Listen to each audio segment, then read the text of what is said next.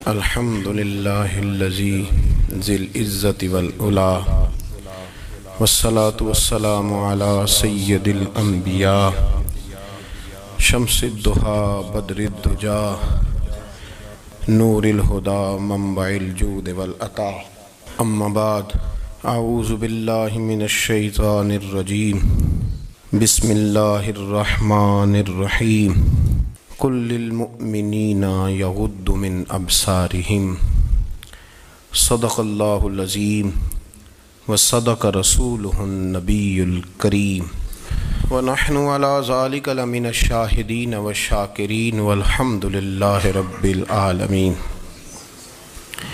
ان اللہ وملائکتہ یصلون علی النبی یا ایہا الذین آمنوا صلوا علیہ وسلموا تسلیما الصلاۃ والسلام علیک یا سیدی یا رسول اللہ وعلی آلک واصحابک یا سیدی یا حبیب اللہ۔ تمام تعریفیں حمد و ثنا اللہ تبارک و تعالی کے لیے، درود و سلام نبی اکرم نور مجسم شفیع معظم آقا کل ختم رسول دانائے سبل احمد مجتبیٰ جناب حضرت محمد مصطفیٰ صلی اللہ تعالی علیہ وسلم کی ذات والا صفات کے لیے حمد و صلات کے بعد، اسلام فطرت کے عین مطابق دین ہے۔ نبی پاک صلی اللہ تعالی علیہ وسلم نے فرمایا ہے کہ میں اخلاق عالیہ کی تکمیل کرنے کے لیے دنیا میں آیا۔ جتنے اخلاق ہو سکتے تھے، جتنی خوبصورتیاں ہو سکتی تھیں، جتنی اللہ کو محبوب تھیں، وہ ساری میرے نبی کریم نے بیان فرمائی، ساری رسول کریم صلی اللہ تعالی علیہ وسلم نے بیان کر دی ہیں، جتنی خوبصورتیاں ہو سکتی تھیں۔ کچھ لوگ ایسے ہوتے ہیں جو بیچارے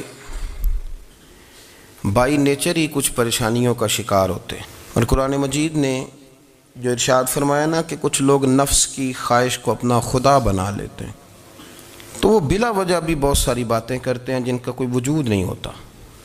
عورت کو حقوق دلانے کے لیے بہت سارے لوگ بہت ساری غلط باتیں کرتے ہیں۔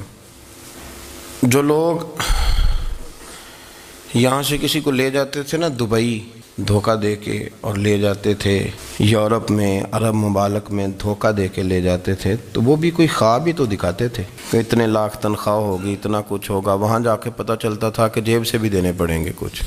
بہت سارے لوگ ایسے ہوتے ہیں، وہ سارے خوبصورتی کے نام پر ہی دھوکہ دیتے ہیں۔ آپ کو پتہ ہے کہ جو آدمی کسی کو لالچ دیتا ہے تو کسی کو لوٹنے کے لیے اسے لالچ دینا بڑا ضروری ہوتا ہے۔ لوگ پہلے لالچ دیتے ہیں پھر لوٹتے ہیں، پہلے مکمل لالچ دیتے ہیں، یہ چیز مل جائے گی، یہ چیز مل جائے گی۔ لوگ مکمل لالچ دیتے ہیں، اس کے بعد پھر لوٹتے ہیں۔ اور اگر لالچ نہ دیں تو کوئی آدمی قابو آئے گا؟ لوگ لوٹتے ہیں لالچ دے کر۔ اچھا، اب وہ جو جس کو لالچ دیا جا رہا ہوتا ہے وہ کہہ رہا ہوتا ہے کہ نہیں نہیں تمہیں نہیں پتا، وہ اس وقت ماننے کو تیار نہیں ہوتا۔ وہ کہتا ہے اتنی خوبصورت باتیں کر رہا ہے، اتنی اچھے پیغام دے رہا ہے، تم میرے دشمن ہو، تم مجھے منع کر رہے ہو۔ ہوش تب آتی ہے کہ جب سب کچھ لٹ جاتا ہے۔ عورت کو ویسے بھی قابو کرنا بڑا آسان ہوتا ہے۔ اعلیٰ حضرت بریلوی رحمۃ اللہ علیہ فرماتے ہیں بیٹیاں نازک شیشیاں ہوتی، ان کو تو ذرا سی چوٹ لگے تو ٹوٹ جاتی۔ دیکھیں کتنا بڑا جملہ کہا بریلی کے امام، نازک شیشیاں ہیں۔ ذرا کوئی آدمی گمراہ کرتا ہے، ذرا خراب کرتا ہے۔ اب دیکھیں نا، یہ جو بچیوں کو بچے مس گائیڈ کرتے ہیں، انہیں بڑے بڑے خواب دکھاتے ہیں، وہ بیچاری ماں باپ کو چھوڑ کے، بہن بھائی کو چھوڑ کے اس کے ساتھ شادی کرتی ہے، پھر جو اس کا بعد میں حشر ہوتا ہے، آپ ادلیاں نو سردار پہن تکے تے شرما والیاں نو جھوٹے ڈولیاں دے۔ پھر وہ بیچاری ماں باپ رکھتے نہیں، وہ ظلم کرتا ہے، تو کتنی بڑی تکلیف میں وہ بچی آ جاتی۔ نازک شیشی ہوتی ہے نا تو ٹوٹ جاتی۔ یہی حال اب جدید خواتین اور یہ جو کچھ اینکر پرسن ہیں، یہ اصل میں نا یہ آپ کو سیاست سکھاتے ہیں، لیکن یہ مادر پیدر آزاد لوگ ہیں، بالکل آزاد۔ یہ تو علماء شور نہ کریں، بات نہ کریں، گفتگو نہ کریں، مشائخ بات نہ کریں اور یہ جو کچھ سنجیدہ اور دینی طبقہ ہے یہ کچھ شور نہ کرے، یہ تو روڈوں پہ ننگے ہو کے آ جائیں معاذ اللہ۔ خوفناک نظریہ رکھتے ہیں یہ لوگ۔ عورت کو کہتے ہیں تیرے حقوق ہم تجھے لے کے دیں گے، مثلاً وہ کون سا حق ہے جو تم نے لے کے دینا ہے؟ میرے نبی کریم صلی اللہ علیہ وسلم اس کو بیٹی بھی بنایا ہے، اس کو بہن بھی بنایا ہے، اس کو ماں بھی بنایا ہے، اسے بیوی کا عالی شان رتبہ بھی عطا فرمایا ہے۔ اور چونکہ بیٹی کا بھی حق بڑا بیان کیا جاتا ہے، بہن کا بھی، ماں کا بھی، اور بیوی کے معاملے میں لوگ سمجھتے ہیں کہ زیادہ بات نہیں کرنی چاہیے، شاید مسئلہ خراب ہو جائے۔ حالانکہ نبی پاک صلی اللہ تعالیٰ علیہ وسلم نے بیوی کے بارے میں پتہ کیا فرمایا؟ فرمایا جب تم نکاح کر لیتے ہو تو اپنا ایمان محفوظ کر لیتے ہو۔ اب میں اس کی شرح نہیں کرتا، اب خود کر لیجئے گا کہ وہ ایک ایسی شخصیت ہوتی ہے کہ جس کی موجودگی میں آپ کا ایمان محفوظ ہے۔ اب میں نہیں سمجھتا کہ اس سے بڑی بات کوئی اور ہو سکتی ہے، جس کی موجودگی میں آپ کا ایمان، اور بھئی یہ حدیث پاک عرض کر رہا ہوں، نکاح جب کوئی کر لے تو اس نے اپنا ایمان مکمل کر لیا۔ اس کا معنی یہ ہوا کہ آپ کا ایمان محفوظ ہے اس کی موجودگی میں، تو اس سے زیادہ بھی، یعنی ایمان سب سے قیمتی چیز ہے نا، تو اس کے محفوظ ہونے کی وجہ حضور نے نکاح بیان کر دی۔ تو اب میرا خیال ہے بیوی اگر کوئی اس سے بڑا حقوق مانگے گی تو بیوقوفی کرے گی۔ اتنا بڑا درجہ نبی کریم نے اسے عطا کر دیا، اتنا بڑا مقام دے دیا کہ تو خاوند کے ایمان کے محفوظ ہونے کا ذریعہ بن گئی ہے۔ عورت کو جو حقوق رسول کریم صلی اللہ تعالیٰ علیہ وسلم نے عطا فرمائے، نبی پاک نے جو حقوق دیے، دیکھیں نا، حضرت عبداللہ ابن عمر رضی اللہ تعالیٰ عنہ کی اہلیہ بیمار تھی، تو جلدی جلدی سے وہ آئے، تو جب بہت جلدی ہو، سفر بڑا شدید تھا، تو آپ نے جلدی سے نماز ادا کی، جلدی سے چلے۔ آپ کے خادم کہنے لگے حضور خیریت ہے؟ فرمایا میری بیوی بیمار ہے۔ تو اس نے عرض کی حضور آپ کی اہلیہ بیمار ہے، تو آپ نے نماز بھی جلدی سے پڑھی، سفر بھی جلدی جلدی کیا۔ تو فرمانے لگے یہ وہ چیزیں ہیں جو ہمیں مدینے والے رسول نے سکھائی ہیں۔ آپ اس کیفیات کو سمجھیں کہ حضور صلی اللہ علیہ وسلم نے درس دیا۔ اور پھر ایک اور بہت بڑی بات، یہ فضیلت کسی اور کو نہیں دی، جو عورت کو حضور نے فضیلت دی، یہ فضیلت کسی اور کو نہیں دی۔ کبھی حضور نے فرمایا کہ تمہارا ابا تمہارے ساتھ بہت سخت رویہ کرے تو تم نے اس کو اس سختی پر داد دینی ہے؟ فرمایا چلو اگر وہ زیادتی بھی کرے تو تم نے اس کے ساتھ سلوک اچھا ہی کرنا ہے۔ لیکن آپ ایک بات کو سمجھے نا کہ بچے کے بارے میں، بیٹے کے بارے میں، بیٹی کے بارے میں فرمایا 10 سال کے ہو کے نماز نہ پڑھیں تو سختی کرو، تمہارا ڈنڈا بھی لٹکنا چاہیے۔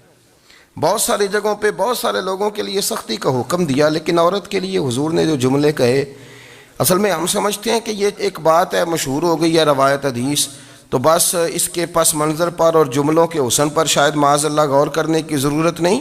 ذرا اس لفظ کی تاثیر پر غور کریں۔ حضور نے فرمایا عورت ٹیڑھی پسلی سے پیدا کی گئی ہے، یہ ٹیڑھی ہے، اس کو سیدھا کرنے کی کوشش کرو گے تو ٹوٹ جائے گی۔ تو حضور پھر ہمارے لیے حکم کیا ہے؟ فرمایا جیسی ہے تم اسی کے ساتھ نبھا کرو۔ آپ سمجھیں کہ اتنا محفوظ حضور نے درجہ دے دیا بی بی کو، اتنا محفوظ کہ فرمایا غلطی بھی ہو تو میرے غلاموں تم اس کے ساتھ نبھا کرو، گزارا کر لو۔ کو کیا اور حق چاہیے عورت کو، جس کو اس کی غلطیوں سمیت نبی پاک نے قبول کرنے کا حکم دے دی کہ اس کی کمزوریوں سمیت قبول کر لو۔ اب اس کو اور کیا، کوئی کمزوریوں سمیت قبول کرتا ہے؟ کبھی آپ دکان پہ بیٹھے ہو تو آپ کہیں بھی اس میں یہ بھی غلطی، میرے مال میں یہ بھی کمزوری ہے، یہ بھی کمزوری ہے، یہ بھی کمزوری ہے، تو کر لے قبول؟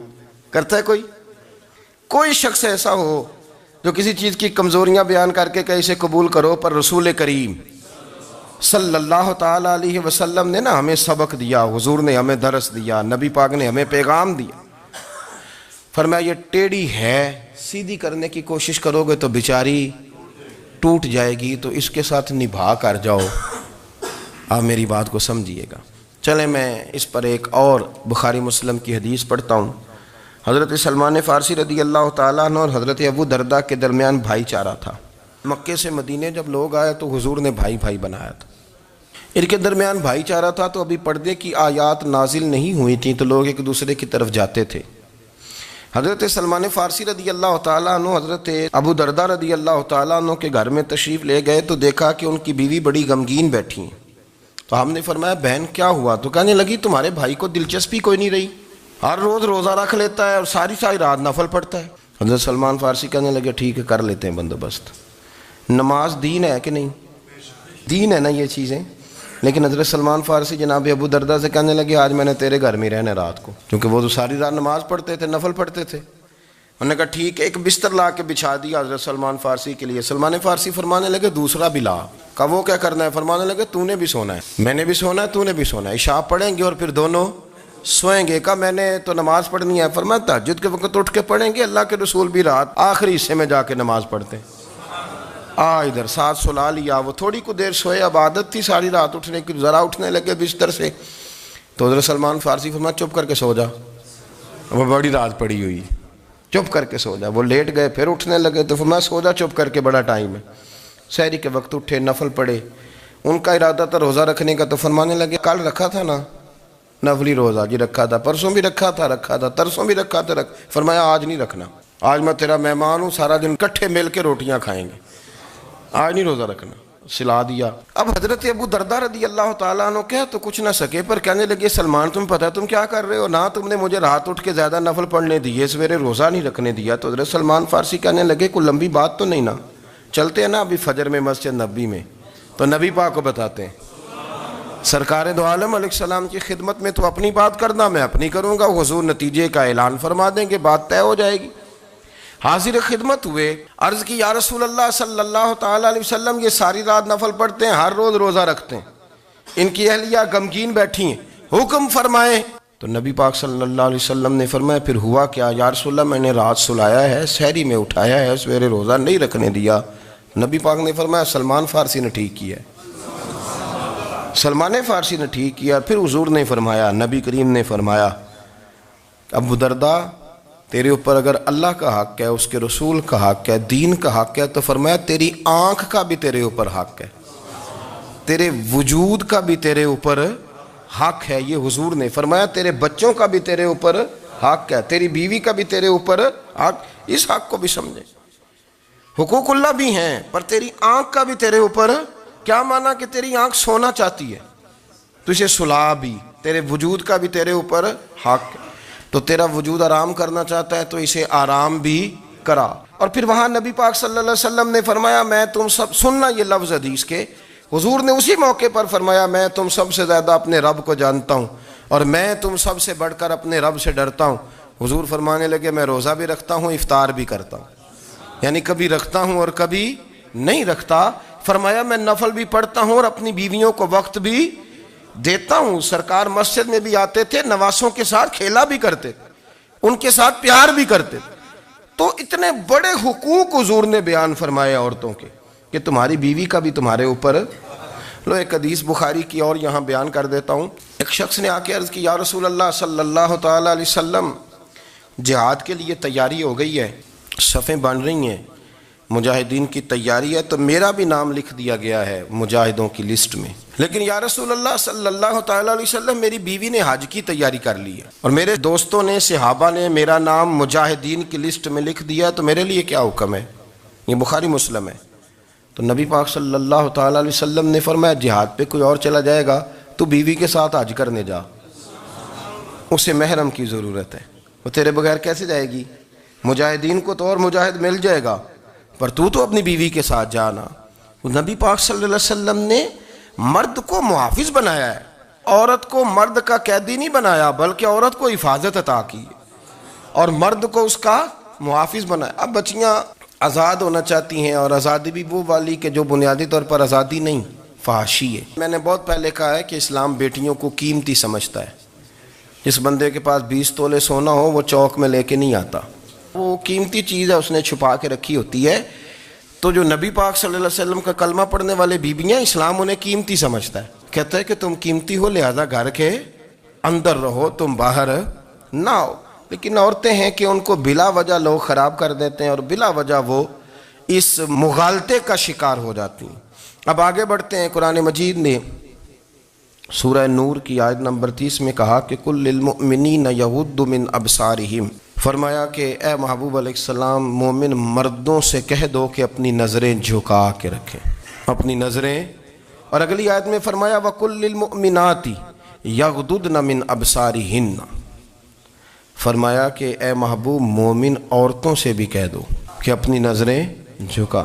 مرد بھی اپنی نظر جھکا کے رکھے گا عورت کی طرف لیکن یہ ساری پابندی صرف مرد پر نہیں، عورت بھی غیر محرم کا چہرہ نہیں دیکھے گی، اس پر بھی اسی طرح نظر جھکانے کا حکم ہے جس طرح کہ وہ ہر دکاندار کو بھائی جان کہہ کے گفتگو کرنے کی اس کو بھی اجازت نہیں ہے کہ وہ سمجھے کہ پابندی تو مرد نے کرنی تھی، میں نے تھوڑی کرنی تھی۔ وہ جس کے پاس جائے، جہاں بھی جائے، ڈاکٹر کے پاس جائے، باہر جائے، تو وہ جس طرح مرضی اس کا دل چاہے وہ بات چیت کرے، اس کی عورت کو بھی اجازت اسلام نہیں دیتا۔ بنیادی طور پہ اسلام شرم و حیا کا دین ہے، حیا کی بات کرتا ہے۔ حیا کی جب ہم تعریف کرتے ہیں تو حیا کی تعریف یہ ہے کہ کوئی کبھی چیز دیکھ کے نہ تو آپ کی طبیعت میں کراہت محسوس ہو، آپ کوئی غلط جملہ منہ سے نکالتے ہوئے ذرا جھجکیں، آپ کوئی غلط بات کرتے ہوئے تھوڑا بوجھ محسوس کریں۔ ہمارے ہاں تیزی سے فروغ پایا ہے بے حیائی، سنگیوں کی محفلیں، یاروں کی محفلیں، اس میں غلیظ گفتگو ہوتی ہے، الا ماشاء۔ دوستوں کو بڑی پاک صاف گفتگو کرنی چاہیے، دوستی کا رشتہ بڑا مقدس رشتہ ہے، جو یہاں ایک دوسرے سے پیار کریں گے جنت میں بھی اکٹھے داخل کیے جائیں گے۔ شرط یہ ہے کہ پیار اللہ رسول کی رضا کے لیے ہو، لیکن